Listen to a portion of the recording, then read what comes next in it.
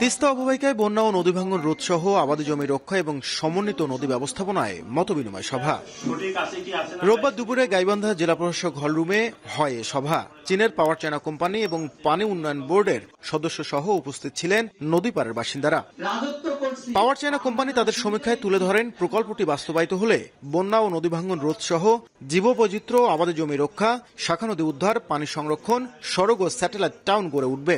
এখন যে বাঁধটি আছে তার থেকে সেকশনটা আরো অনেক শক্তিশালী হবে এবং উচ্চতাও বাড়বে।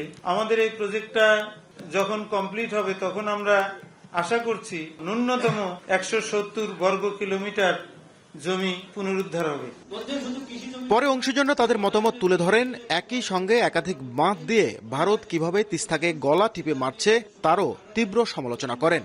গুরুত্বের সাথে যে জিনিসটা দেখা দরকার, মহাপরিকল্পনার মধ্যে যে গভীরতা তিস্তার থাকছে সেটি এই যে 4 লাখ কিউসেক পানি যে বর্ষাকালে প্রবাহিত হয় তা ধারণ করতে পারবে কিনা। ডিসেম্বরেই কিন্তু আমরা চাই যে অন্তর্বর্তীকালীন সরকার যাতে এই তিস্তা মহাপরিকল্পনার কাজে শুভ উদ্বোধন ঘোষণা করেন। অন্তর্বর্তী সরকারের সময়ই মহাপরিকল্পনা বাস্তবায়নের উদ্যোগের দাবি তোলেন তিস্তা অববাহিকার বাসিন্দারা।